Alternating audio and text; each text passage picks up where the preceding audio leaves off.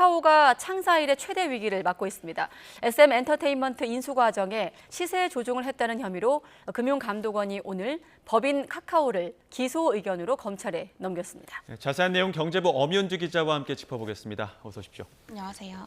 네, 점심 무렵에 속보가 나왔는데 금감원이 법인 카카오에 대해서 기소 의견으로 검찰로 송치했죠?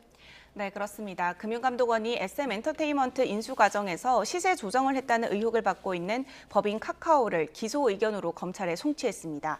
자본시장법 위반 혐의로 법인 카카오와 카카오 엔터테인먼트를 비롯해 배재영 카카오 투자총괄 대표 등 일부 경영진을 검찰에 넘기기로 한 건데요. 카카오 창업주인 김범수 미래이니셔티브 센터장은 이번 송치 대상에서 빠졌습니다.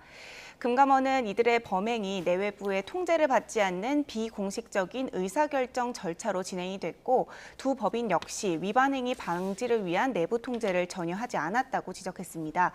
그러면서 이번 사건과 관련해 피의자 18명 가운데 일부만 우선 송치했고 나머지 피의자들에 대해서는 수사를 더 거쳐서 추가 송치할 계획이라고 덧붙였습니다. 검찰 송치 소식에 카카오는 지금까지 별다른 입장을 내놓지는 않았습니다. 다만 지금까지 카카오 측은 시세 조정이 아니라 정당한 장내 주식 매수였고 김 센터장은 이에 관여하지 않았다는 입장인 것으로 전해졌습니다. 네, 하나씩 자세히 또 짚어보겠습니다. 보통 수사라고 하면 검찰이나 경찰 통해서 이루어지는데 이번에는 금감원 통해서 이루어지고 있습니다. 어떻게 된 경위인지부터 설명을 해주시죠. 네, 자연스럽게 애초 이 수사가 어떻게 시작됐는지부터 알면 될 것 같습니다. 지난 2월 SM 엔터테인먼트를 둘러싸고 하이브와 카카오의 지분 인수 경쟁이 매우 치열했는데요. 당시 하이브는 SM 주식 주당 12만 원의 공개 매수 계획을 발표했습니다. 하지만 그 후 SM 주가가 급등하기 시작했습니다. 전날까지만 하더라도 9만 8천 원대였던 주가가 6일 만에 13원대까지 폭등했습니다. 결국 하이브는 계획대로 지분을 인수하지 못했고 주도권을 카카오에 뺏기고 말았습니다. 이에 하이브는 비정상적인 매입 행위가 이 과정에서 발생했다며 금감원에 조사를 요청하는 진정서를 냈고 이후 패스트트랙 절차를 활용해 금감원이 서울 남부지검에 공조수사를 진행하고 있습니다. 그러니까 정확히는 금감원 안에 있는 자본시장 특별사법경찰이 이 사건을 수사하고 있습니다. 남부지검과 공조수사를 하고 있지만 금감원 안에서는 자본시장 특별사법경찰. 자, 특사경에 대해서 잘 모르는 분들을 위해서 다시 한번 좀 설명해 주시죠. 네, 이 특사경이요. 지난 2019년 7월 처음 출범했습니다. 서울 남부지검의 지휘를 받아 금융범죄에 한해서는 경찰과 같은 수사 권한을 행사할 수 있는데요.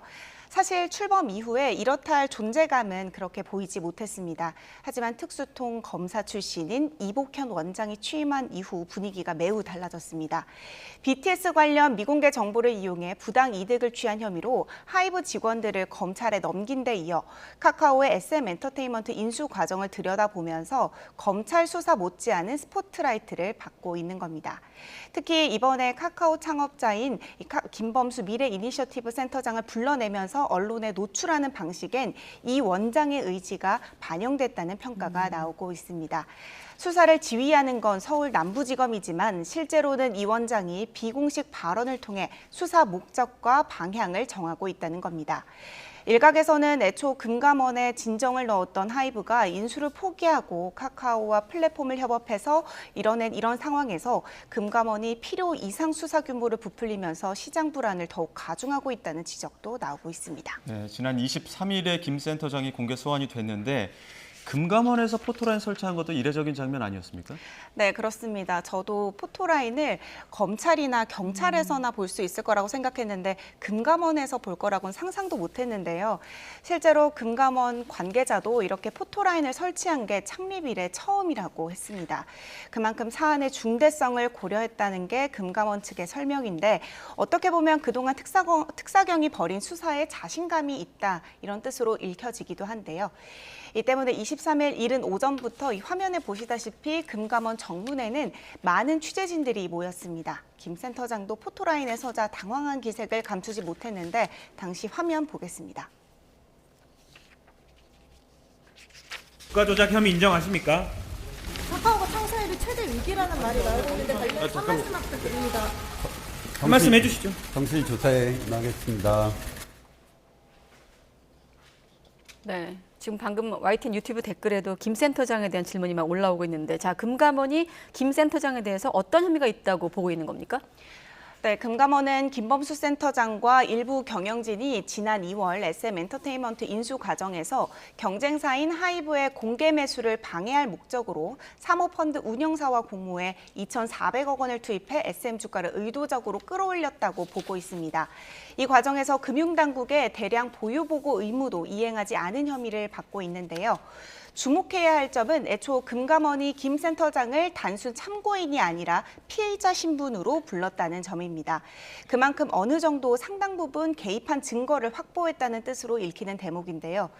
앞서 지난 8월 금감원은 김 센터장의 사무실과 휴대전화를 압수수색했는데, 이를 분석해보니 카카오 실무진의 휴대전화에서 시세 조정 정황이 담긴 통화 녹음 파일과 문자 등을 확보한 것으로 전해졌습니다. 여기에 하이브의 공개 매수를 막기 위해 직원들이 특정 가격 이상으로 주식 매수 주문을 논의하는 내용을 담긴 것도 전해졌습니다. 특히 당수 인수 과정을 주도했던 배재현 투자총괄 대표가 구속되면서 김 센터장의 혐의 입증에 탄력을 받은 것으로 보입니다. 경영진은 잇따라서 지금 사법 리스크에 휘말린 건데, 어떻게 보면 카카오가 창사 이래 최대의 위기를 맞았다고 봐야겠죠. 네, 그렇습니다. 어떻게 보면 창사 이래 최대 위기이기도 한데요. 23일 오전 10시부터 조사를 받았던 김범수 센터장이 금감원을 다시 나온 건 다음 날 새벽 1시 반쯤입니다. 무려 16시간 가까이 강도 높은 조사를 받은 건데요. 그로부터 불과 12시간 뒤 금감원은 또 홍은택 카카오 대표와 김성수 카카오 엔터테인먼트 대표를 다시 불러 조사했습니다. 공교롭게도 김 센터장의 조사가 있는 다음 날이 금융의 날이라서 이 이복현 원장을 기자들이 만날 수 있었습니다. 이 원장을 행사를 마친 뒤에 기자들이 다가가서 물어보려고 했는데요. 묻기도 전에 먼저 카카오 수사에 대해서 작심 발언을 쏟아냈습니다. 이 법인에 대한 처벌 여부도 적극적으로 또 종합적으로 검토 중이고, 이번 주 안에 이 사건을 검찰에 송치하겠다는 입장을 낸 겁니다. 실제로 앞서 얘기했듯이 이 원장의 예고대로 카카오 법인은 검찰의 기소 의견으로 송치됐습니다. 사실 이번 사안에서 가장 핵심적인 부분이 법인에 대한 처벌 여부일 텐데, 아직까지 뭐 결과를 예단할 수 없습니다만, 만약에 이복현 원장 말대로 카카오 법인에 대한 처벌이 이루어진다면 그 다음은 어떻게 예상할 수 있는 겁니까? 네, 만약 벌금형 이상의 처벌을 받게 된다면 카카오가 대주주로 보유하고 있는 카카오뱅크의 대주주가 또 바뀔 수 있습니다. 인터넷은행 특례법을 보면 대주주는 최근 5년간 조세법 처벌법, 그리고 특정경제범죄 가중처벌, 그리고 공정거래법 등 위반으로 벌금형 이상 처벌을 받은 사실이 없어야 한다는 규정이 있는데요. 이를 금융당국은 6개월마다 정기적으로 은행의 대주주 적격성 심사를 거쳐서 인가 유지 여부를 판정합니다.